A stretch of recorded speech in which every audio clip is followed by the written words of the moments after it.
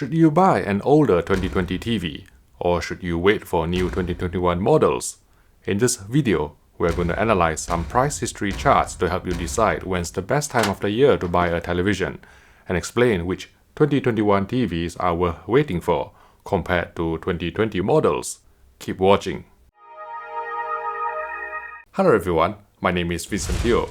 I have been reviewing TVs professionally for 14 years and published some of the most comprehensive TV reviews and side-by-side comparison videos on YouTube.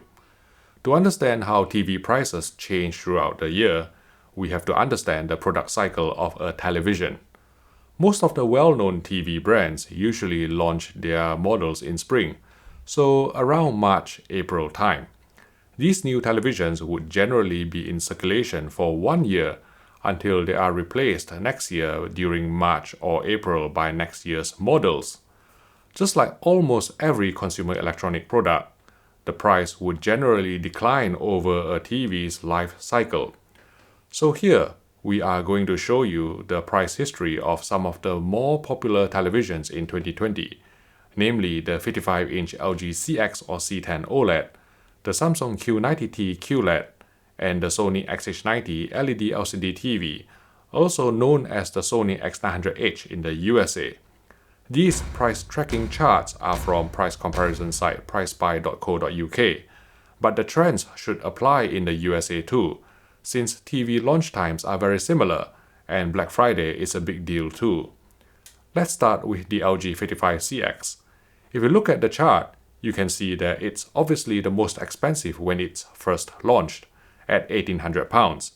The month of June saw the first meaningful price drop, coming down to £1,600, representing a £200 discount. Then the price slowly decreased over time until it reached the lowest point of just above £1,200 on Black Friday. After that, the price stabilized at around £1,300 until the month of February, when stock is being cleared to make way for 2021 models. Next, let's check out the 55-inch Sony XH90.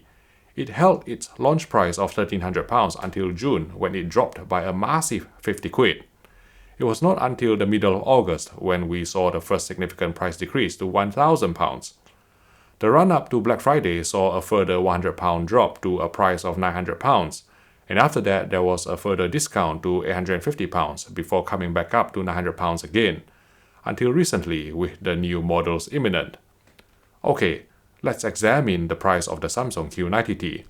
It started off quite expensive at £2,000 at launch, then underwent a decent discount of £200 at the beginning of June, dropping to £1,800. After that, the price slowly declined over time, reaching a low of just below £1,000 during the Black Friday weekend. As you can see from all these examples, the overall trend is similar. The price is highest at launch, with the first price drop usually happening in June, and the lowest price available near Black Friday. To see if this price trend applies outside a pandemic year too, we checked out the price history of the LG C9 OLED, probably the most popular high-end TV in 2019 due to the inclusion of 4 full bandwidth HDMI 2.1 ports. Again, it's the same story. The highest price of £2,500 was at launch, with the first major price drop around June, followed by a general decline until a year low of £1,250 during the Black Friday weekend.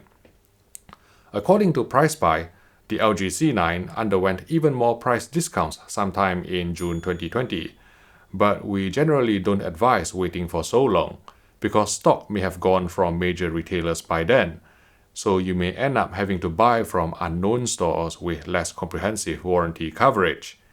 If you really want a current model year TV and can afford to wait, the general rule of thumb is to wait until near Black Friday for the best price. What happened last year in 2020 was that the deals started a few weeks before Black Friday, and by the time Black Friday arrived, many of the popular televisions actually went out of stock. So our advice is just to bite the bullet sometime in November, when the price starts dropping within your budget, especially if you are buying from a friendly retailer who is willing to refund the price difference if there's further discount come Black Friday. Waiting until November also means that hopefully most bugs on these new televisions would have been ironed out by firmware updates, and most TV reviewers, including myself, would have published their reviews and side-by-side comparisons to help you decide which TV to buy. But for some of you, you can't wait 6 to 8 months from launch until Black Friday, and I totally get it. I myself also succumb to instant gratification all the time. Why do you think they call me 2-minute Theo? But seriously, if you can wait at least a couple of months after launch, say around June time, you can probably save a few £100, which can go towards some 4K Blu-ray movies, a new soundbar, or other nicer things in life. Now, on to the more challenging question of, should you just buy an outgoing 2020 model now at probably its lowest price point, or wait for a shiny new 2021 TV? I think this depends on which models you are going for and how long you are willing to wait. This video is sponsored by Audible. Some of you may know that before the pandemic, I used to be a professional calibrator, which involved lots of driving to clients' houses. Listening to Audible helped me through many of these journeys, not only so that I wouldn't get bored and fall asleep on the wheel, but also because I got to learn something new. Of course, I'm no longer traveling now, but I still listen to Audible frequently to enrich myself either personally or professionally. Audible contains thousands of titles, ranging from bestsellers and new releases, to celebrity memoirs, motivation, and even podcasts. Being an Audible member, you get 1 free credit every month for any title, and full access to the Plus catalog, which requires no credit. You can download titles and listen offline, anytime, anywhere, even across devices without losing your spot. So try Audible for free for 30 days. Simply visit audible.com/HDTV test or text HDTV test to 500 500. Thanks again for your support. Given that this YouTube channel mainly focuses on fairly high-end TVs, we will assume that you are probably eyeing an OLED, QLED, or mini LED TV. Let's say you want to buy a 55-inch LG OLED in March. You can either go for last year's LG CX or C10, which is around £1,300 or even cheaper, or go for a brand new LG C1, which is likely to be priced a few £100 more expensive. In this case, last year's model is certainly going to provide better value for money. From experience, we rarely find a big enough improvement in picture quality from one year to the next to justify paying a price premium of a few £100 at launch. But let's say you have taken our advice earlier in this video and are willing to wait until Black Friday for the cheapest price. Then the question becomes, is it worth waiting 6 to 8 months down the line for the newer model?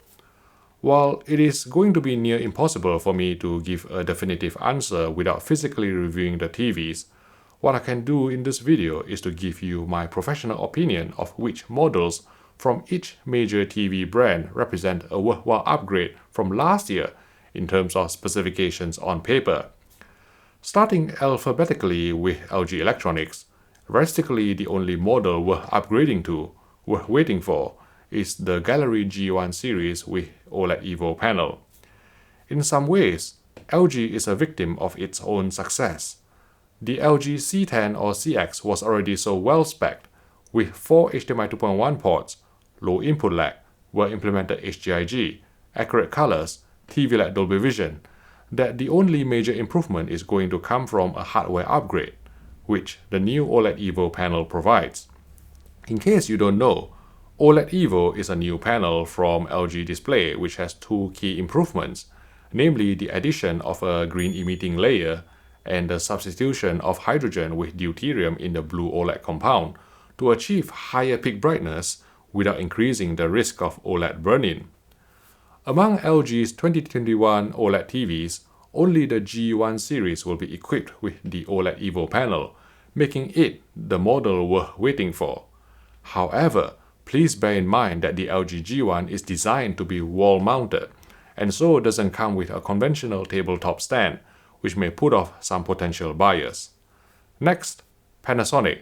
And although the Japanese manufacturer has only announced its flagship JZ2000 OLED TV so far, we expect the newly added HDMI 2.1 support and lower input lag to be implemented across the company's 2021 OLED range, making them a beneficial upgrade compared with last year's models if you are a gamer. When it comes to Philips, it is even more worthwhile to wait for the new 806 OLED compared to settling for last year's 805 due to numerous upgrades including HDMI 2.1 support, 4-sided ambilight, 120Hz blackframe insertion, new anti-OLED burn-in algorithm based on local detection and dimming, as well as Kalman auto-calibration functionality. The company has also announced new mini LED televisions, again a huge upgrade over last year's Philips LED LCDs, with a VA-type LCD panel, quantum dot colors, more than 1,000 local dimming zones, and a peak brightness of at least 1500 nits. Samsung's new QLED TVs with mini LED backlighting are also worth waiting for compared to last year's QLED TVs. The miniaturized size of mini LEDs allow for finer segmentation of local dimming zones, and according to the first review from Germany, the Samsung QN95A will have 792 zones, a massive increase versus the 120 zones on last year's Q90T. New QLED TVs with one connect box will also get 4 HDMI 2.1 ports instead of just one on last year's QLEDs. Last but not least, let's talk about Sony. The Japanese brand has resisted using mini LED backlight on its LED LCD TVs this year, but at least every Sony TV with the new Bravia XR processor will get HDMI 2.1 support and TV LED Dolby Vision, which is an upgrade over most of last year's models. It is hoped that the 4K 120Hz blurriness which affected last year's XH90 or X900H will also be resolved with the Bravia XR processor. OLED-wise, the flagship Sony A90J Master Series range will be equipped with a metallic heatsink and likely more efficient OLED panel with higher peak brightness, making it the brightest OLED the company has ever produced. And because of these reasons, we think it is worth waiting for compared to last year's Sony OLEDs. Before you ask, I don't have enough information about Hisense, TCL's, and Visio's 2021 TV range to make any sort of concrete recommendation at the time I filmed this video in February 2021. I have prepared two takeaway slides for this video. 1. The best time to buy a current model year TV is in November around Black Friday. That's when you will generally get the lowest price without risking stock running out. If you can't wait that long, at least wait until June when there should be at least the first meaningful price drop from launch. 2. These are the 2021 TVs worth waiting for compared to last year's models, because they feature sizable hardware upgrades, either in terms of brighter OLED panel, mini LED backlighting, or the addition of HDMI 2.1 support.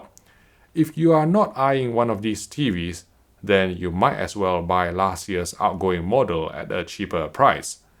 If you would like to watch more of our TV buying guide videos, I've created a playlist here if you'd like to click on it, and I will see you in the next video.